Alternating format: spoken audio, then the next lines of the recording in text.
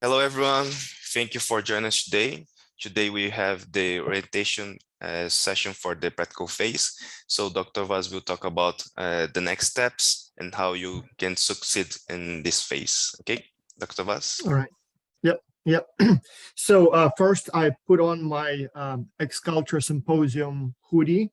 And the reason for that is that we are only 3 weeks away from the next face-to-face real X-Culture Symposium, which this year is in Panama City in Florida. And so I'm excited because it's been a couple of years without the face-to-face meetings because of COVID. So this is the first X-Culture event since 2019 when we had the symposium in Canada. And before that, there was one in San Antonio, Texas. Before that, it was Italy. Before that, it was Nashville, Tennessee, and so on and so on. So we've had about, I don't know, a dozen of them or so. And so this is one of the hoodies that I got from students who attended the event in Canada. And so to raise money for their trip, so they got some money from the university, obviously, but they also made these hoodies and then put the names of the sponsors on them and then brought a bunch of them to the event. And in exchange, the companies gave them some money to travel. So I thought it's sort of appropriate given the occasion. But anyway, for now, you are all in the online version of the project. So I hope you will join us maybe in Poland next summer or back in the United States next fall for the face-to-face meeting. But for now, it's online. And so we have, as you know, 2 tracks. We have the early track and the late track for the university students. So we have approximately 2,100 students in the early track, and they started some time ago, but you guys, you will be joining with the late track. And so in the late track, we expect about 4,500 students. So there will be probably a little bit more names on the list, but just like you, they have to pass a test. And just like some of them don't pass the test. So we expect about 4,500 students in the late track from 214 professors or universities this time. So it's more than 200 universities total. And they come from, depending on how you count, if it's by the location of the university, then it's something like 46 countries. If it's by the location of the students, because some of them take classes online from different schools, it's 76 countries. And then if you take by the nationality of the students, again, some of them are international students, it's over 100 nationalities. And so you guys, you will be sort of part of that track. So you will be in teams with teenagers, professionals with professionals, university students with university students, but still you will be on the same track, on the same schedule with the same clients. And so you will be in that group of people. And so for you, everything starts basically on Monday. So here is what will happen. First, on Monday, towards the end of the day, you will receive an email with your team members. So it will be simply an email, hi, John, or hi, Minea, or hi, Anurag, or hi, Alicia, here is your team. And so you will have, normally we aim for about 6 people per team, but some teams may be a little bit, maybe 7 people, some may have only 5. So we will aim at about 6 people, 6 different countries. And so your job will be to, first step, to contact your team members, introduce yourself, and basically get to know each other. And then once you are in a team and once you're communicating, your next step will be to go and select a client organization. So we have 12 companies this time on the list. Each one represents a different industry. So we have companies that make food, that make clothing, that offer services, that are ski resorts. I don't remember the full list, but there are all kinds of interesting companies that make very different products. And so as a team, your first task will be to meet one another. That's week 1. Week 2, you would need to simply select a client company. And then for the client company, there will be a set of instructions. And I assume by now you have seen a file where you can find all that information. If not, I'll show it to you in a second. And yeah, you just open the PDF file and follow the instructions. Pretty much all of the challenges follow the same script. So this is the list of, this is the resource page that you will be using. So you will be sort of transferred to the same resource page that all university students are using. So you will see what training they went through, but more importantly, so you will see their schedule, just like you have yours, but here you will have the list of companies. And so you will open one of them and like, I don't know, I'll just click on this one. And so for each of them, it's the same format. So for each of the clients, you will see some links to the company websites and maybe social media. Then you will see the company description, a little bit on the history of the company, a little bit on the, in this case, production facilities, products. So this particular company that I opened is a Brazilian company that makes toys. And so you will see here some of the examples of their products and maybe a little bit about the business model and how they advertise and, you know, the brands and things like that. But then importantly, there will be a section called the challenge. And so that's where you will see the things, the list of tasks and questions that they need your help with. So most of them will ask first to analyze the market. So you'll do the competition analysis, the product analysis, and then based on that, they will ask you to recommend a new promising market.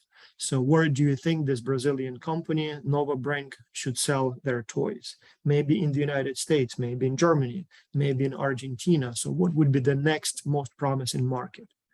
Then for that market, they will ask you to conduct market analysis, describe what the clients needs to know about the market.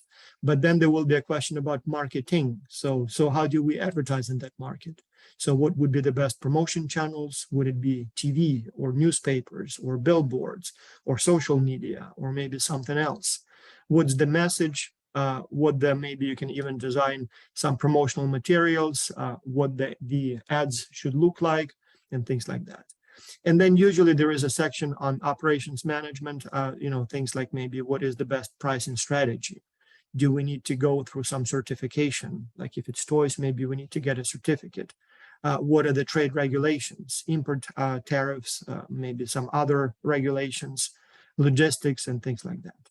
And so once you select your client, all you need to do, you just follow this list of questions and tasks and you work on them week by week by week.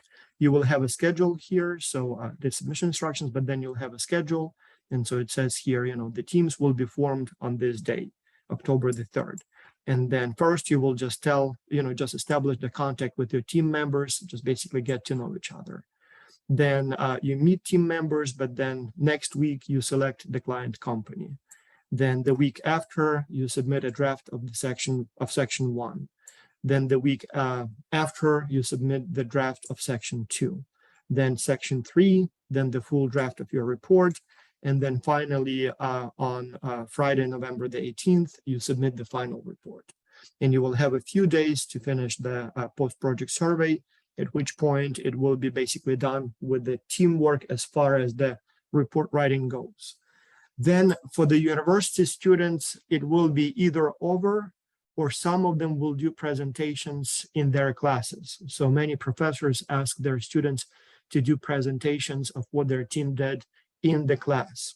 I will not be asking my students to do it this time because I have 408 students. So that's 408 different teams that they are on. So if I wanted to ask my students to present in class, we would probably spend like a week of presenting nonstop. And that's if we don't sleep and don't eat.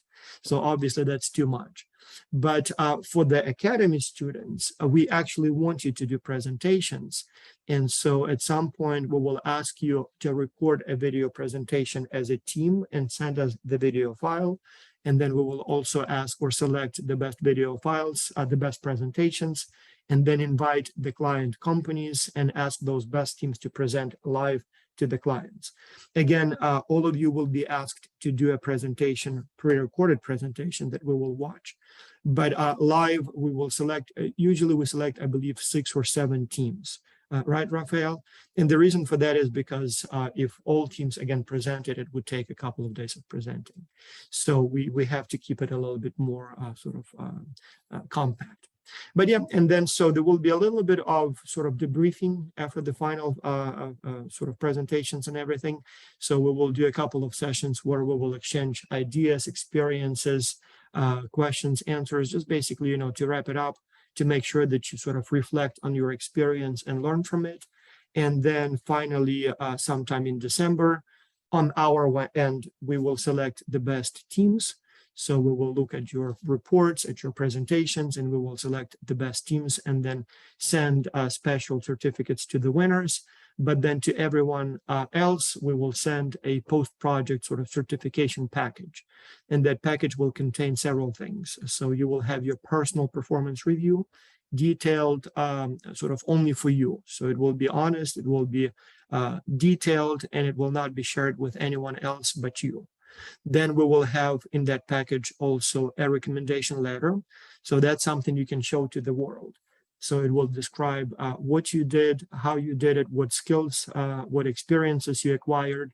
There will be a few words about your performance. There will be even some numbers like peer evaluations you received, the ratings of your report, but it will be designed as a recommendation letter so that if you will be applying for jobs or maybe to graduate school or universities or stipends or whatever else you might be applying, you will have a letter from us recommending you for that role or for that stipend. So we give that to everyone by default. In the past, we would do it only when people ask, but when we have 6,000+ people, even if only 10-20% ask for letters, that's a lot of letters to write, sort of one by one. And so now we just prepare one for everyone automatically. And then there will be your certificate. So that will be high resolution, print ready document that you can print at a print shop on nice paper, put it in a frame and maybe put it on your wall.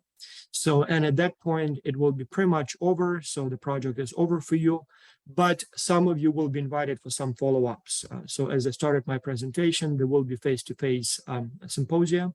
And so we already know, didn't announce officially yet, but we already know that the next one will be in July in Poland. So it will be back to back with the Academy of International Business Conference. Many of our professors attend the conference, and so we will meet before, and we will have the we expect about 150 students, about 50 professors. And so we already met with the university, so we know where it will be held. There will be several companies that will partner with us. So we will send more information about that soon. And so by the time you are done with this project, some of you at least will receive the invitations. Another thing we will do for the next semester, some of you will receive the invitations to the coaching program. So there are some people helping you go through the project as administrators. But in addition, we have, and I don't remember the exact number, if you know, Rafael, something like 60 coaches this semester, something like that, right? Yeah. So those are students who participated in X-Culture last semester, did very well. And so they wanted to keep acquiring this international business team experience. And so we had students like that from day one. And so we would allow first them to participate multiple times in the project. And so some of them said, I liked it, can I do it again? And then can I do it again? And then I think we had one who did it like 4 times, at which time we thought, hey, there is no point in asking them to do the same project the same way. Maybe we can use their experience to serve the program, but also for them to be in a new role, be a coach, a mentor, sort of a manager of sorts. And so now we would invite probably about top 25% of those who participated. And so we would get a few hundred applications, but then they have to go through 4 weeks of training. So they receive training in things like how to provide developmental feedback, conflict resolution, communication, how to prepare a presentation or instructional seminar, things like that. And so from those, not everyone goes through the training. So there are some who apply, they think it would be cool to do it, but then they don't have the sort of the discipline, the stamina, the knowledge. Some of them, maybe for whatever reason, drop out, but quite a few do make it through the training, do prove, study, learn, pass the test, and become coaches. And so they will be available for you this semester. So if anything goes wrong in your team, if you need feedback on your work, if you have questions, coaches will be your sort of first line of communication. So there is a form where you can ask, as I said, either for help or for feedback. Maybe you have your report draft and you would like to get an independent opinion. So coaches will help you with that. And so for the next semester, some of you will be invited to join the program as coaches. I strongly encourage you to do that at that time. it's a very valuable experience that even many managers don't have. So you will see dozens, if not hundreds of teams that you will be sort of managing. You will see it almost from the inside. So you will observe many international teams. You will see what's going on in those teams, types of challenges they have, the solutions they use. Very, very useful experience that most people never have a chance to acquire. And so those invitations to symposia, to coaching program will go out sometime in December. And then hopefully some of you will join.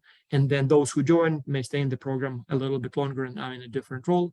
But for everyone else, that will conclude the program. You'll get your certificates and it will be pretty much the end of it. So hopefully we'll stay in touch in some way. So that's the process in much detail. Sorry if I took more time, but that's what to expect. No problem, Vas. You have the whole webinar to talk, so we are okay with time. Okay, we have a couple of questions here. Yes. The team members have to agree on selecting a company.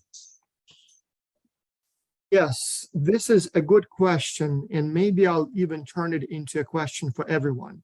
First and foremost for Rafaela and Luis, but also if you guys have any suggestions, let me know. So yes, at this time, you select your client company, and you can select any client company you want. As a team, you have to agree on one company. Sometimes there may be disagreements. Maybe you like this toy company, but maybe your team member likes skiing and wants the ski big three as a client. And so you would need to negotiate and agree on one company. And in a way, I see that, I see that discussion as part of the experience. So making a decision together, that's your sort of first task.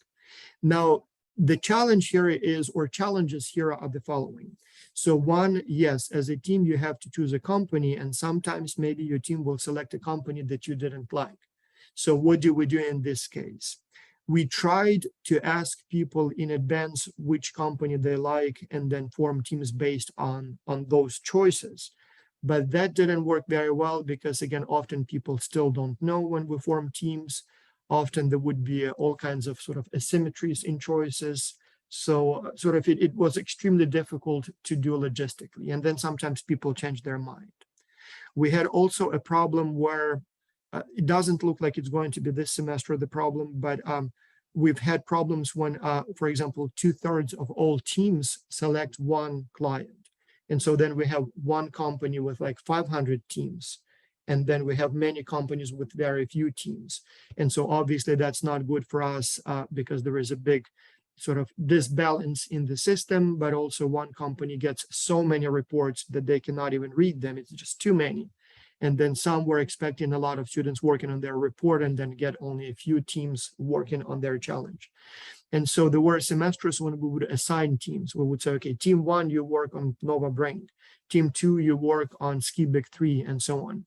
But that wasn't good either because, again, what if the team wants to work on some different challenge? So we sort of need to allow the self-selection. We also had cases where we had, or semesters when we had sort of a limit or quota. We said, well, you can choose any company, but it's first come, first serve. And so the selection opens on this date and you must indicate your company. And then once we reach a quota, for example, no more than 100 teams per company, the sort of the window closes. But then again, some teams were too slow because of the different time zones, and they would say, oh, it's no fair. It was like 3 a.m. in my time zone. So anyway, now we keep it open. You can choose any client. You can change the company at any time. So if you choose one client and then a week later you decide, oh no, we watched the webinar and I actually like this manager better, so I want to change the company, that's okay. But my question for Rafael and Luis is, do you think it's the best system? Do you think we should assign teams to companies? Do you think we should impose quotas as we used to? Like, what's your take here? Actually, I like the way that we do right now. It's a kind of democracy, right, in the group. So people need to share what they want and argument about it. So I think it's fine the way it works. Usually, actually, everything that we work, right, if there is the majority of people wanting to do a different thing, we need to follow as well, right? So it's a good way to understand on how to work on things that we don't want to, but we need to. And Yeah, also it's important for you to create your argument to defend your point. So it's a good thing that we do whenever you choose a company. very true. Very true. How about you, Yeah. Lisa? I think it's great that you start with choosing a company, because it's also kind of practicing in the report. You also have to compromise, and then you can already talk. And if you have something you're interested in, and you can also choose a company where some of your team members maybe have like special knowledge about. Maybe there is like a technology company, and and some of your team members are interested in technology and can come up with really cool innovative ideas. But if they had a toy company, might have not been the right fit. So I really like the way it goes. And even if some students aren't happy, yeah, that happens in real life as well. And you just need to Yeah. learn just to make the best of what you got sometimes. The important thing is that you can change your client as many times as you want. I mean, obviously, once you start working, you probably don't want to change the company because you already have some work done. But if you decide to change, you can. This is, by the way, the choices in the early track. So we have, as I said, a little over 2,000 people, and this is how the distribution looks like. So it's actually not bad at all. So it's more or less equal. So Zen Hire got a little bit fewer. Wheel Stair, it's a company that makes attachments for wheelchairs. If people cannot walk and use a wheelchair, they have the problem that when they get to a set of stairs, or if there is some sort of like a curb or ramp or something, so you not always can go in a wheelchair through rough terrain, so to speak. And so this attachment turns your wheelchair in a sort of all-terrain vehicle. It has a battery, and it can go up the stairs, it can go up the hill, whatever you need to do. And so, as you can see, not many teams chose this client, so it must have been only a few dozen teams. But then the most popular teams are like Ski Big 3, the Canadian ski resort joint venture, Nova Brink. It's not too many, so it's like 15, 17, 20%. So it's a pretty normal, even distribution, and so we kind of like it. So that's perfectly fine, because we had as I said, semesters when one client would take like more than half of the team, so that was problematic. Now, there is one tip that I will give you in this respect here. When we select the winners, so if you go to the Xculture's website and you click here, winners, you will see the list of, first of all, winners from every semester. But importantly, you will see that we select the best team for each of the clients. So there are a total of, I believe, 12 companies here.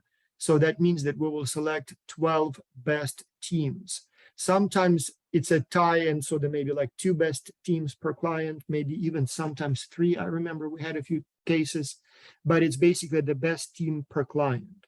And so, so if you look here at the list of winners, you had, Team 50, Advanced Super Abrasives, Team 57, Nova Brink. So basically, you see here that each winner is a different client. And so that's the last years. So that's why you don't recognize some of the companies. They're different companies. But essentially, it's 1 winner per client. And so in a way, it is in your interest, it is to your advantage to select the less popular team. So, I mean, a less popular client. So it seems like Dell Engineering from Ghana, Finnish Schools International from Finland. Who else was here? Referee from Italy, Wheel Stair and Zen Hire. So that's Poland and Serbia. So these are a little bit less popular companies, which means that Ski Big 3, so there will be close to about 700-800 teams in the late track. And so it's a total of about 1,000 teams. So that means that it's about 120 teams working on this challenge. It's about 200 teams working on this challenge, but it's only about 30-40 teams working on this challenge. It's still hard to be the best team, but it's easier to be one of 30-40 than one of 150-200. And so in a way, if you select a less popular team, you kind of face a little bit less competition. Now, remember that Xculture is an exercise. It's not an exam, so you don't have to win. There will be close to 1,000 teams, and only about 20 of them will be winners. And so most of you will not be winners, so to speak, but that's okay. It's the process. It's the journey. It's not the destination. It's the sort of exercise. It's not a test. And so it's nice to win the competition. You get special certificates. You automatically get invited to both the coaching program and the X-Culture Symposium. And if we have the stipends, they usually go, the priority is the members of the winning teams. But all in all, it's more about bragging rights. So everybody who finishes gets the same performance review, gets the same package, the same certificate. The winners get like a separate additional certificate. So therefore, don't necessarily you don't necessarily need to aim to win. So you get all the benefits essentially without winning. But if you are competitive, if you want to, maximize your chances, then the less popular teams would be sort of a more advantageous strategy for you to go than going for the most popular teams that there will be, clients that there will be a lot of teams competing for. So that's kind of, one thing. And since I am here on the page with challenges, so here is a trick that many people keep forgetting, even though somewhere in the training materials it says that. So if you go to competition winners, you can see the full list of winners. And not only that, you can see their reports. And so I keep telling my students, take a look at the best finalist reports to see how they did it. And so I'll open here a few just to give you an example of what a winning report looks like. You literally click on the page and it gives you full text winning reports so you can see how they did. I'll just open a couple of random ones, like for example, this one. So this is a report for a company, Linguado. It's not participating this semester. They participated 2 times in a row, and so not participating this semester. But you can read the report. You can see what they did. And as you can see, they use fancy schmancy graphics here. So they had members from different countries from what I see. So yeah, they have like a little bio of each team member. So they had people, it looks like, from USA, from United Arab Emirates, from the Netherlands. And so then you have a nice table of contents. Ooh, they have some fancy schmancy graphics. So, and you can read and see what they did. I'll open one more just randomly, like for example, let's maybe take 365, just, I don't know what client it was. Oh, it is Wheel Stare. That's the company that I mentioned. You can even see what other teams did. Again, beautiful graphics. They have the list of team members. So as you can see, they had team members from the United States, Italy, Mexico, and United States. And so they also seem to have nice report here. And so I strongly encourage you to go through these reports, take a look at them, familiarize yourself with what others did. Many of them will be different clients just because they had a different list of clients, but some of them will even have similar clients and you will be able to see what they did, but also try to see how they arranged their reports so that you can sort of learn and mimic their work. Like again, Team 360. So it was a company called Grickle. They make recycling equipment. So as you can see, again, they use nice graphics, different colors, very nice, nicely, neatly formatted report.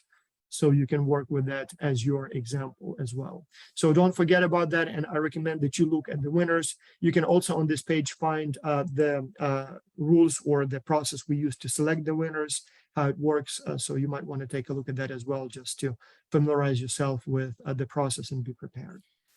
As we have a couple more questions here. Are the companies fixed? We can only choose from those leads? Yes. So the clients, yes, that's a good question. There used to be a time when we would allow you to select any client you want. So it could be a company you work for. It could be a big, a known company like Toyota or I don't know, Walmart. But now these are real clients. And so they are real companies that need your help. We already had the introduction webinars with all of them. You have the recordings, but we'll have a second round. So you will be able to talk to them, to meet them. And then if you have questions, you can always request a meeting, or at least you can send an email and we will forward it to the company so that they can provide answers to you. But importantly, yes, these are real companies that are waiting for your input. So when you are done, we will send your reports to them. In addition, Rafael and his team will do what we call the executive analytic summaries so that the companies get full text reports and then a nice summary, but they want your input. So they're eager to get your ideas. And in fact, sometimes some students do such a good job that companies offer internships or even jobs in some cases. So, that's a limited list because these are real companies that we work with. Okay. Another question here from Mirnea. How do we get invited to symposium? Excellent question. Um, Normally we invite the best students, but the definition of best is sort of, how do you define best? So we usually go with about top 25% based on composite ratings. So we would look at your peer evaluations, we would look at your timeliness, your performance week after week, quality of your team's report, and as long as you do a decent job, you have a very good chance of being invited. So not everyone will be invited, but it's not, selective to the point that only like 20 people get invited. No. So out of, so let me put it this way. We usually invite people going probably back about 3 years. And so we would invite about maybe 1,000 up to 2,000 people, depending on how far we go. Like, for example, for the symposium that we have in Panama City, we went back a little bit further because we skipped a few symposia. And so several cohorts didn't even have a chance to go to the symposium. So we invited people from a few years back. And so the initial pool was about 2,000 people. So which, it's still not that many because we have like 6,000 each semester. So going back, we had a pool of like 20,000 to begin with. So it was something like top 10, probably more like top 20%, I believe it was. But but you still have a reasonable chance as long as you show good performance. So the reason we sort of limit it is because for the symposium, first of all, there is limited space. Like the one in Panama City, it's done in collaboration with the Academy of International Business, not back to back, but it's the same conference. So there will be a few hundred professors, there will be presentations, research, all of that. And so they don't want more than 50 students. This time they allowed 60 students. And so we will have a separate program for the students. Like we will visit some companies, we will have career development workshops, we will have additional competitions. Like, for example, one that students always love is what we call the elevator pitch competition. So we take real executives, we put them in a real elevator, and they go up and down between the different floors. And students walk in as if, casually, oh, I think you are the CEO of the company I want to work for. Can I present to you my idea? And you have only as much time to present your idea as the elevator goes from the first floor to the 10th floor, or whatever the number of floors. So you have only a few seconds to sort of sell your idea. And so those are interesting competitions, workshops, seminars, but we want to limit the group so that we can still have a quality time. So if we invited everyone, it would be just too large. And so for the one in the fall, we have limit usually 50 people, and the one in the summer, we usually go with about 150. And so with that group, we have to limit the number of people we invite. But all in all, if you do a good job, if you get high peer evaluations, if you write a decent report, not a winning, but a decent report, you will be invited. And then obviously, if your team wins the competition, one of those top teams, then you automatically get invited as well. But maybe can you show how is done the peer evaluation? So it's a good way to show them about the performance, right? Sure. Yeah. So every week you will receive an email from Xculture admin, and it will be with the subject line weekly progress report. And so this looks like this. So for example, here. So I created a copy, added myself as a student to the list, so that every time I send an email to students, I get a copy to make sure that everything's fine. And so as you can see here, I didn't do the last week's report. So it says, friendly reminder, you have a report due on Saturday, or on Sunday, I think in this case. And so you will get these weekly emails. And so it will contain your team member list. And so you'll see, again, I made up some names here, name 1, name 2, but in your case, you'll have real names. And then you will see what countries they come from, peer evaluations and stuff like that. That's, by the way, you will have a link here. If you need coaching help, you can click on the link and you can then ask for coaching help, fill out the form. So I'm not sure why. I think I need to, submit another response. And I think I need to switch my account because it doesn't Actually, like for these parts, you don't need to worry if you are in academy or professionals, because we. Oh, you team, have your separate. Yeah, each team will have a coach to guide you, so you don't need to worry about it. Okay. Even Next. better. But here is your weekly progress survey link. And so that's where you will click. And so this particular week, we ask students to report what client company they're working on. Let's say, for example, I chose referee, and then who will be submitting the draft this week. Apparently, we wanted the report section 2 draft. So let's say, for example, name 1, or maybe is my name on the list? Yeah, name 1 on the list. So I'll submit my report draft. So I'll drag and drop the copy of my report draft. It doesn't have to be finished so far. It's whatever you have. It could be just 1 page of text just to show the coaches, the professors, the administrators that your team is doing a good job. And so there will be a few questions here for research purposes. So we are scientists, first and foremost, professors. And so we want to know why some teams do better than others, but also we are administrators of this project. And so we want to know how you as a team doing, what's going on in your team, why some teams have more challenges than others, why some teams have more problems, why some teams or some people do better than others. So we always measure all kinds of things just to understand. Is it your personality? Is it your cultural intelligence? Is it your, work ethics, whatever that might be? So there will be a few quick questions like this. Like, for example, this one measures your personality. And so there is a theory that people with certain personality profiles are more likely to be team leaders or are more likely to experience conflicts. And so we want to know that so that we can sort of account for that and manage the team better. But then we will ask you if you have any conflicts. If you do, so maybe we need to help. And then peer evaluations. And so each week you will have that. Again, you will see the names of your team members here. As I said, I just made up some bogus names just to make sure that I can test the test. But let's say, for example, here. So name 1. Have you communicated with this person? Oh, yes, many times. How about this person? Oh, maybe just once this week. How about this person? Yes, many times. This one, many times. How about this one? Actually, you know what? No, I never communicated with this person. How about this one? Oh, that's me. I don't need to communicate with myself. I guess some people talk to themselves, but is she helpful? Does she have creative ideas? Does she or he show leadership? Nice and friendly. Oh, yes, very friendly, very friendly, very friendly.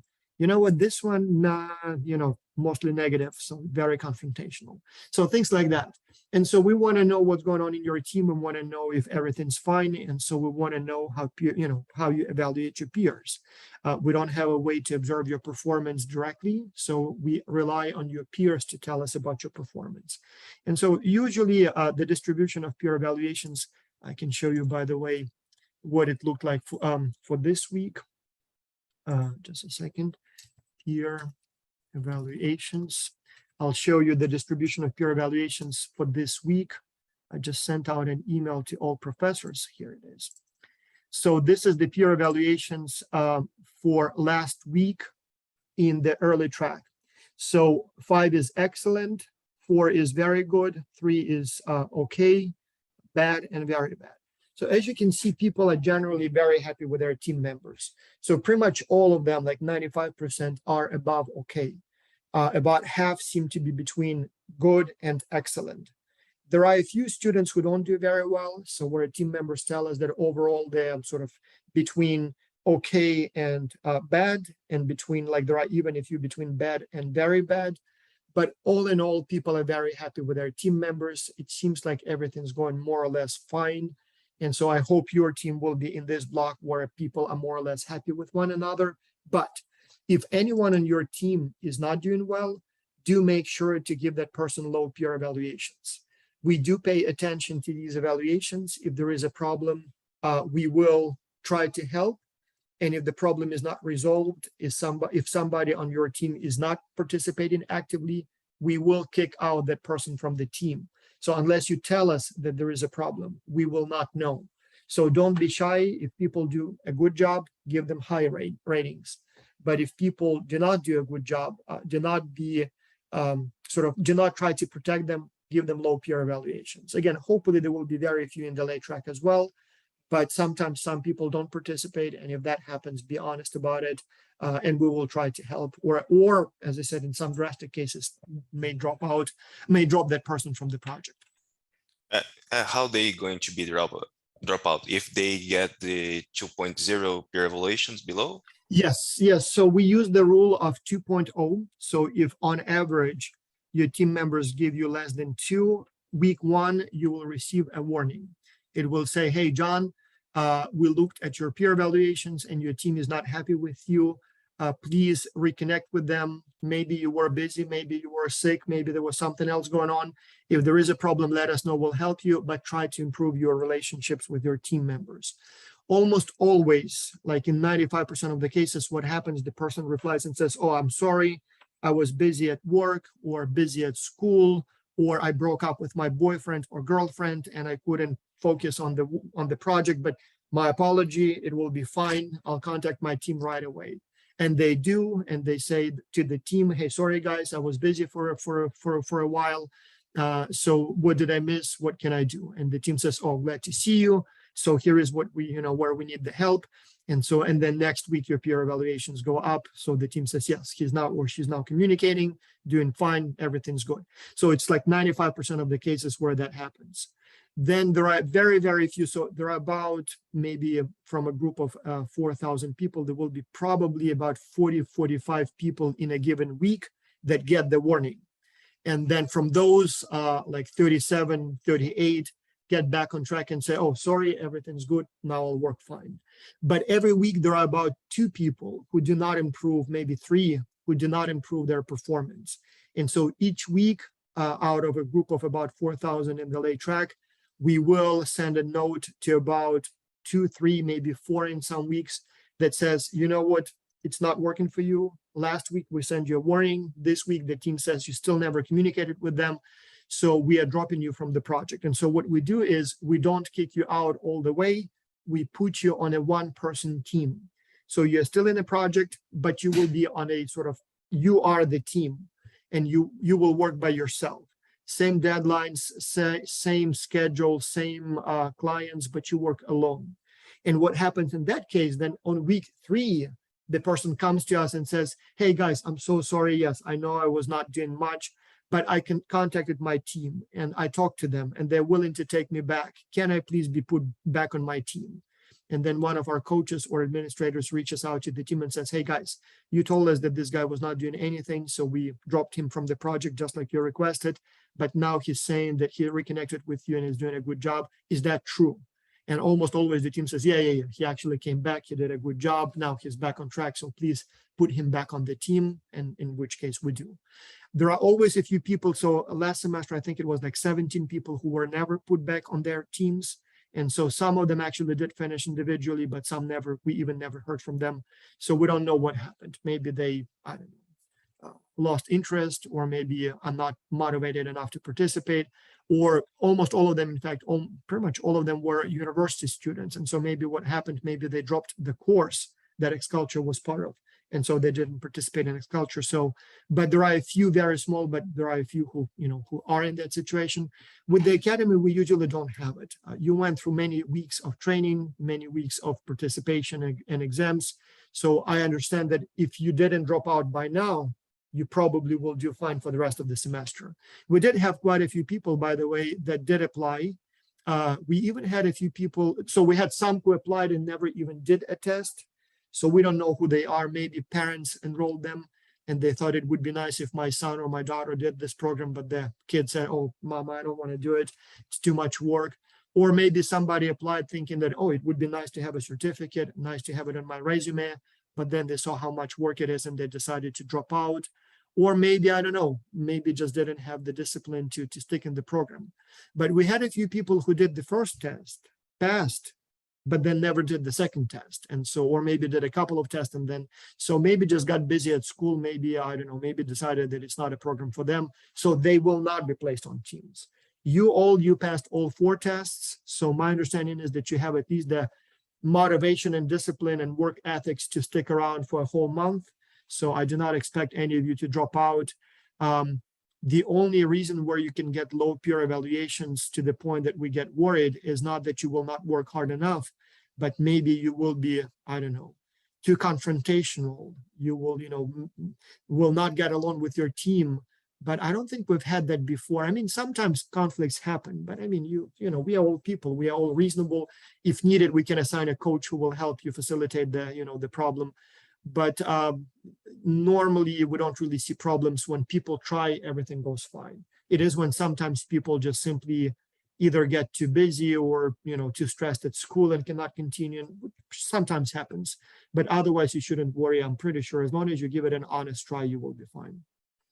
You guys, Luisa and Rafael, so you guys work more with these sort of difficult teams. When problems happen, they come to you. So what are your experiences? Is it common? How do you resolve those kinds of conflicts if they happen? Usually we have 1 or 2 or 3 per semester, so it's not that common, but it happens every semester, right? But usually it's the resolution comes from misunderstanding and miscommunication. So basically people are expecting something from the others, but they didn't talk, and the others wasn't knowing about it. So it's basically misunderstanding and miscommunication. So whenever we get the team together and they talk, it goes well by the end. So usually it goes that way. Yeah, that's my impression too. So Okay, yeah. We have another question here. How many teams are there in this time in the professional track, and how many team members are there in professional track? Oh, I can answer this question. We will have finalized the teams for professional by Monday, so we don't know yet, but we had, I think it's 40 professionals in the professional track, but so far only 5, I think, took all the tests and passed it. So we will understand how we will work in that way. If we will have only professionals team, or we will put you in with MBA, PhD students to form teams, but we will understand next week. Yeah, we have some graduate student teams, older people with experience, executive MBAs. And so if needed, we may match you with those people so that you are in the same sort of work experience, age league. So you don't have to be with younger people. So we'll see how many we have and how we do it. Okay, next question. What if 2 teams select the same company? Oh, that's it's expected. So we will have, as I said, it's going to be about 100 teams per company on average. So there will be many teams doing the same client. So it's not a problem at all. Okay. Next question. Can we use WhatsApp to talk to the team members? Excellent question. And not only you can use not only WhatsApp, you can use any communication tool you want. So there will be multiple. So in the training, obviously, we talk to you how to use Dropbox, Google Docs, WhatsApp, Trello, Slack, all those tools, and you can choose whichever one you want. From my experience, I mean, obviously, all teams use email, so there will be at least occasional emails no matter what, but most teams also try to have, at least sometimes, try to have a communication with video, so in Zoom or in Skype or whatever you use. Many teams for some reason love Discord, so I'm not a big fan of Discord. I find it a little too noisy, too teenagery, I guess, for a lack of better word. But teenagers love them, so I suppose why not? If it's Discord, it's fine. But yes, WhatsApp is another popular app that teams use. In many cases, teams would create a group in Facebook sometimes or in WhatsApp and use it. So whatever works for you is good. I recommend that in addition to the communication tools such as Zoom or Skype or Discord or WhatsApp, you also use something for co-editing the document. I personally like Dropbox, but you can use Box or you can use Google Docs or whatever, whichever of those co-editing software you want, so that you all have access to the same file. Because otherwise you will end up sending many email attachments, and then there will be like 20 different versions of your file. Nobody knows which one is the latest. There will be conflicting copies. So email attachments don't necessarily work very well. So, but ultimately it's up to you as a team to decide how you communicate, and you can use whatever you want. So it's not a problem. Rafael, can I show one interesting thing here I prepared for my students for training, but I think it might be of interest to So I'll tell you about so we've done a lot of research on global virtual teams, on you basically, guys. And there is one thing that we know that seems to be the greatest problem for global virtual teams for you. And this is this. So every week we ask you to do peer evaluations. And one of the questions in the peer evaluations is this question. So we ask you, of all the work completed this week, what percentage was completed by each of your team members? And so if you have, let's say, 7 team members, on average, it should be something like 15% per person, right? And so let's say, for example, you are here, you are Jorge Jimenez, right? And so let's say that's you, and then, the rest of the team. And so in the ideal world, we would expect everyone to complete an equal amount of work. And as a result, everybody would get on average, let's say 17%, which adds up to 100%. And this question has to be total 100, right? But you can imagine that people sometimes may think that they do a little bit more work than others, right? So when we add up everything, it has to be 100%. But people tend to give a little bit more to themselves, as you can imagine. And so if I add self-evaluations, what Jorge gave to himself, what Sarah gave to herself, what Prashant gave to himself, you probably suspect that the total will be more than 100. Now, the question I have for you is, how much more? So if I add not peer evaluations, but self-evaluations, if I add the percentages that each team member thinks he or she did, how much more than 100% do you think that will be? I don't know, Rafael and Luisa, if you saw my question, if you saw this slide before, but if you didn't, what do you think is the average sum of self-evaluated percent of work done of all the work done by the team? So how much more than 100 do you think it is? 200. Anyone else? Maybe students, if you put that in the comments, I'm curious to think what you know. So somebody said 25% more, so 125. Any other thoughts? Don't be shy, put some numbers there. 75% more, so like 175. 45% more.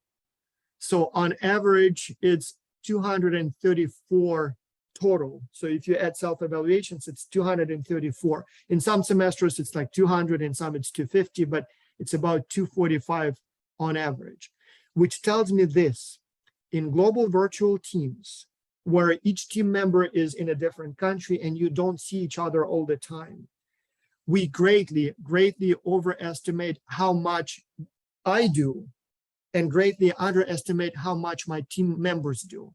So on average, I think, or I overestimate my performance relative your performance by a factor of about 2 or even more. So which tells me that even if everybody works equally hard, in my eyes, in my mind, I do twice as much as you do, or maybe even more than twice as much.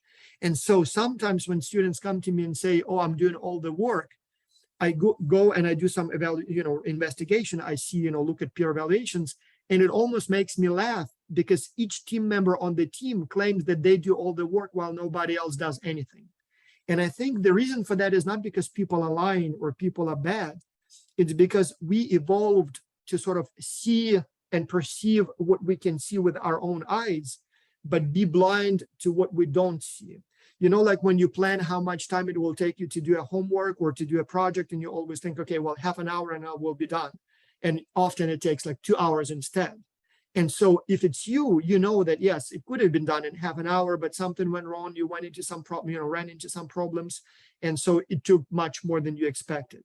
But when I'm thinking about my team members, I think, well, I could have done it in half an hour. I don't know that it took them much longer. So in my eyes, I know it took me longer than I expected, but I don't know that about them.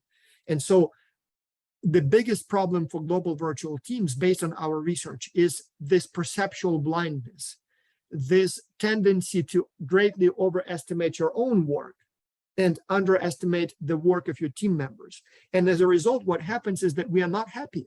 So I always feel like somebody is not doing the work and I do all the work. And so that's not fair. And so I complain to my professor, I complain to my coach, or maybe I don't complain to anyone, but I always think, yeah, I do all the work. They don't do anything. I mean, look at me, I do like 200% and they do 50% of what they're supposed to do.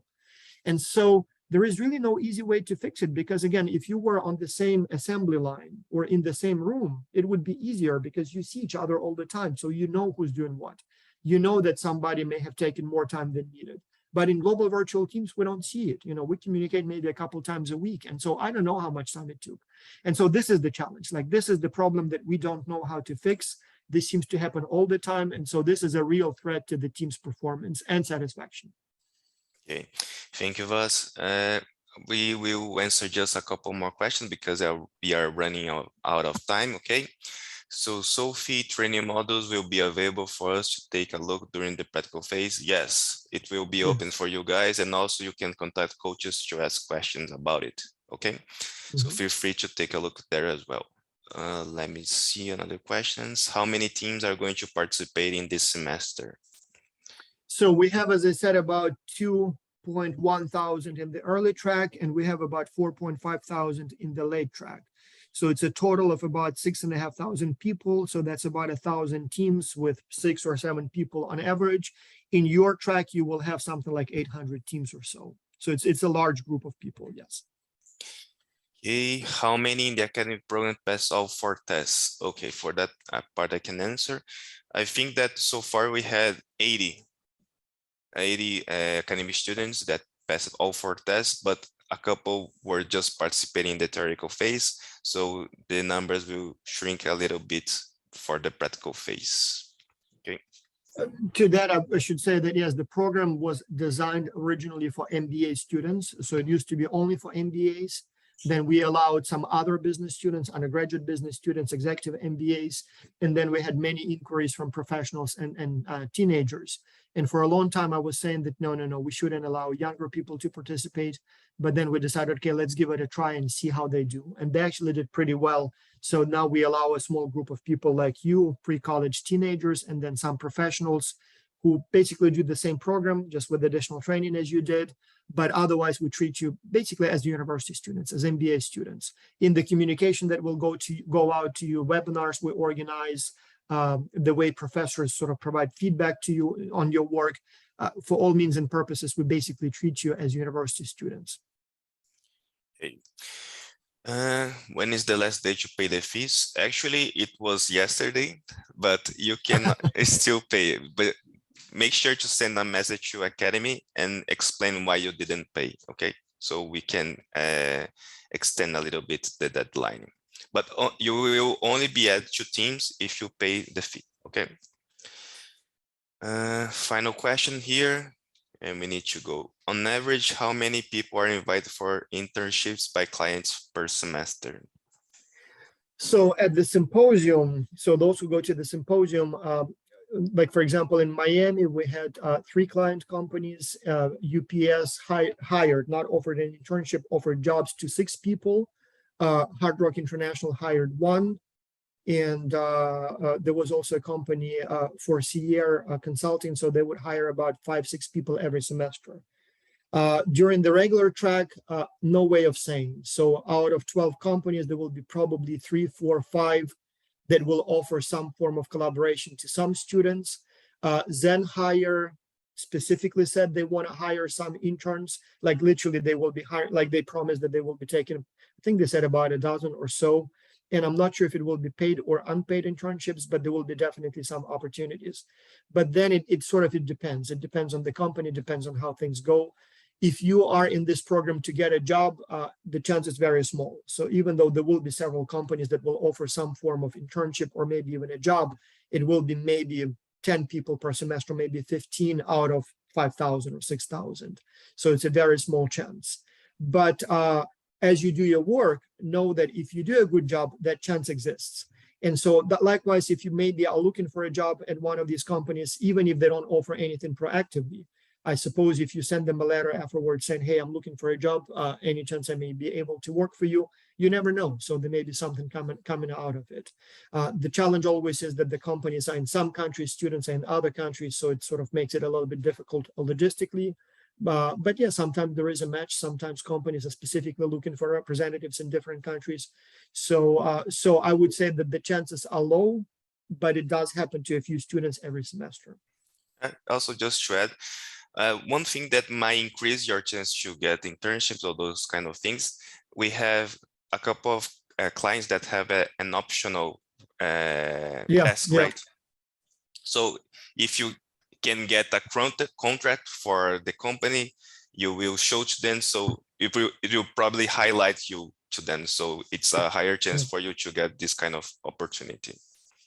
That's a very, very good comment. And many clients do say, can you basically do some research for us? Or can you talk to some potential buyers for us?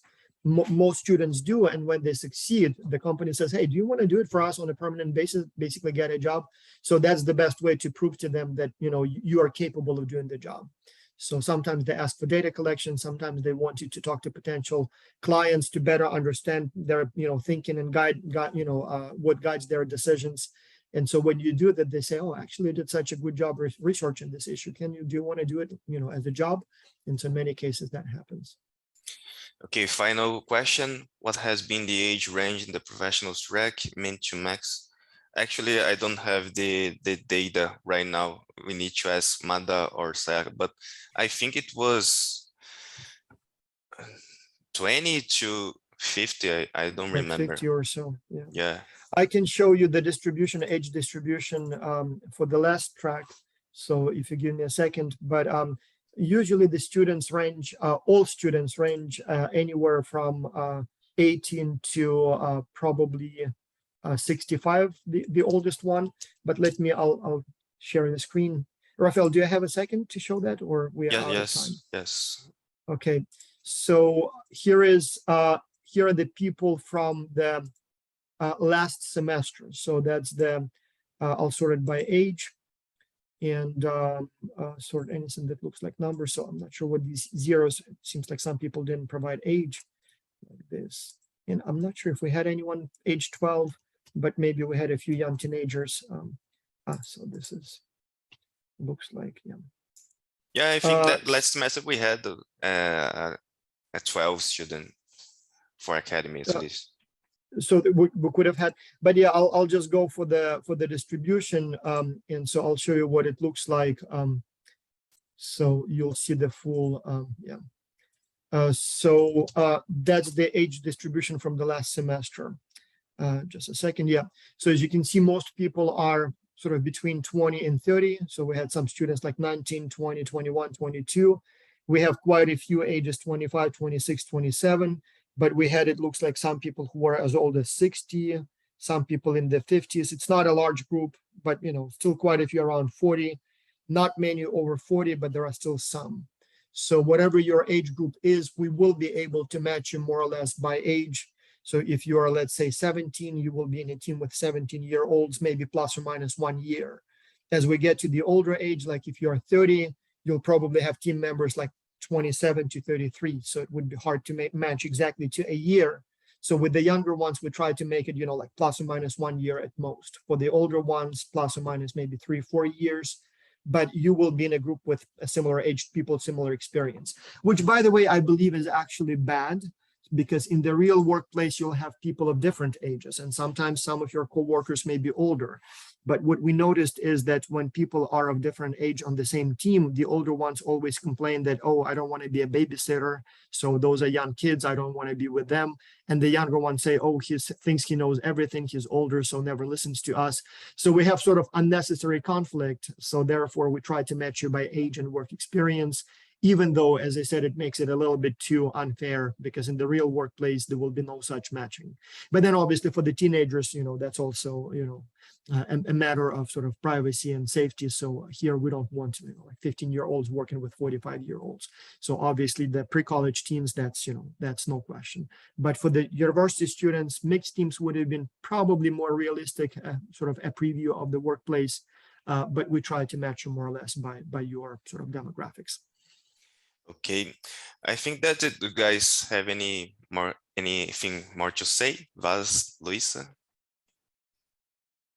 No? No, exciting. So yet another, so that's around 43. So we've done it 43 times now. So I can't Already? believe it. Yeah, Oh, so it's we've done it for 12 years and it's 4 rounds each year. We had, I think, only 1 or 2 in the first year, but then yeah, so in 12 years it's like 43 or maybe even 44. So if I didn't do the math. So for us, it's now become sort of, on the one hand, routinized, but on the other hand, it's always exciting, new group of people, new students, new challenges. But it's interesting and exciting. And I think it's the largest group we've ever had. So once we add everyone, it will be close to 7,000. And it's the most diverse group. So we have a lot of countries this time, more universities than usual. So we'll see how things go. Yeah. yeah. So thank you very much, everyone, for joining us today. Thank you, Luisa. Thank you, Vas. And I see you Thank you, guys guys. next weekend. Yes. Next week, we'll start this practical phase. So good luck. Okay. Good luck. Yeah. Thank you, Good Luis, luck, and guys. thank you, Raphael. Yeah. Bye-bye. Thank you. Thank you, everyone.